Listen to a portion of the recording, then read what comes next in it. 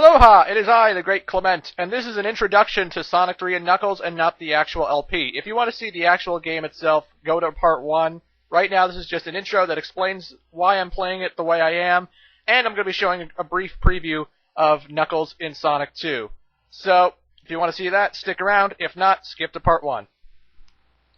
So basically, in 1994, Sonic the Hedgehog 3 came out, and it's a sequel to Sonic the Hedgehog 2. My favorite game ever, the best game ever made, so of course people are excited for it. Sonic the Hedgehog 3 is going to be all kinds of kick-ass.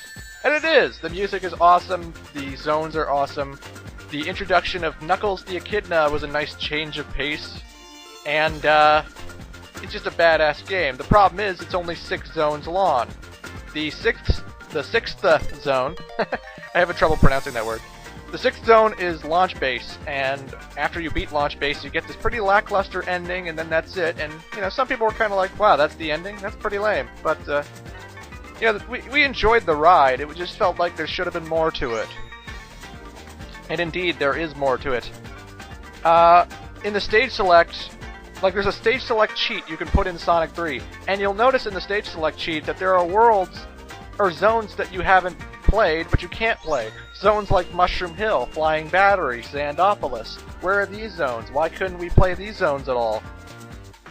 Well, folks, they had created these zones, but not for Sonic 3. They had created them for the game that would come out 6 months later, or at least around that ballpark area, in the same year, still in 1994, Sonic and Knuckles.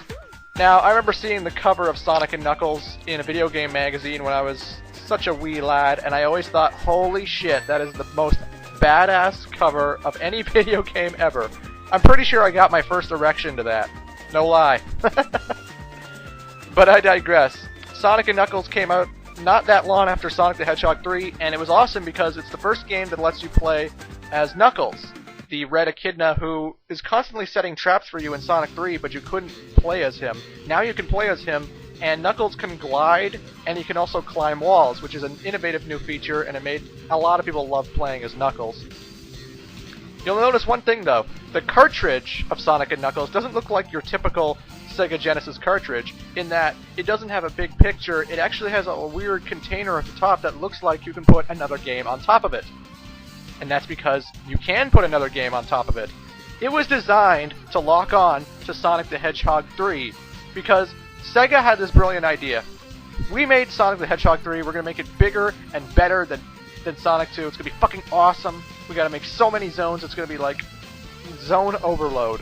But then they were like, yeah, there's not enough cartridge memory space to do this. there's just not enough cartridge memory space. So eventually Sega was like, you know what?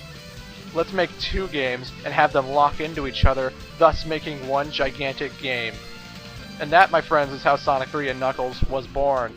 If you play Sonic 3 and Knuckles locked on together, you can play as Knuckles in the Sonic 3 levels, not just in the Sonic and Knuckles standalone game. And after you defeat Launch Base, the last level in Sonic 3, it continues on to Mushroom Hill, the first level of Sonic and Knuckles, and it continues on to finish the game. Sonic and Knuckles is the second half of Sonic 3, basically. And there are also Chaos Emeralds in this game as well as every other Sonic game, but there are also Super Emeralds, which we're going to be going into later. And the Super Emeralds don't show up in the standalone Sonic 3 or in the standalone Sonic and Knuckles. If you want to see the Super Emeralds, you have to play Sonic 3 and Knuckles. If you want to see the best ending, you have to play Sonic 3 and Knuckles. It's just the much better, richer experience, and that's why I'm doing an LP of Sonic 3 and Knuckles, and not just Sonic 3 or Sonic and Knuckles. Also, if you want to play the Sonic and Knuckles levels with Tails, you have to play it as Sonic 3 and Knuckles. Tails is not playable in Sonic and Knuckles standalone. The only playable characters are Sonic and Knuckles. Durr. So that's why I'm playing Sonic 3 and Knuckles, now you know. But it also, Sonic and Knuckles didn't just lock on with Sonic 3. Oh no. My favorite video game of all time, Sonic the Hedgehog 2, the best game ever made. You can also lock on to that and play Knuckles in Sonic 2. Now, I'm not doing a whole another playthrough of Sonic 2 with Knuckles this time. So instead, I'm just going to show you some neat little features, and I'm just going to show you all that you need to see, but, you know, if you lock on to Sonic 2, you can play as Knuckles. That's badass.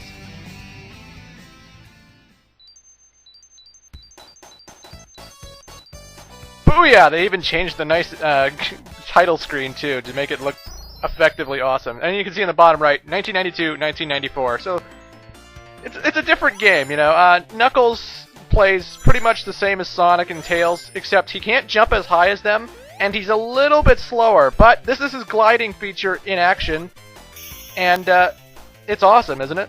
Look at him glide. Woo! The signposts are all reflected to have Knuckles' face on it. Even gets his little continue screen, tiny icon. He can still do the special stages. Surprisingly, the special stages were made easier for Knuckles. I'm not kidding. They literally give you less rings to get the Chaos Emeralds. And that's weird to me, you know? Why would they do that for Knuckles? It's like they knew the special stages were kind of hard, so they were like, hey, let's give newcomers some ease, you know? Let's ease it a little bit for the new kids. So they made the special stages easier for Knuckles. You only have to get, like, not as much rings as Sonic and Tails do, which is weird to me. He doesn't have any special abilities in the special stage. He can't glide or anything, so he's still the same as Sonic and Tails ever were.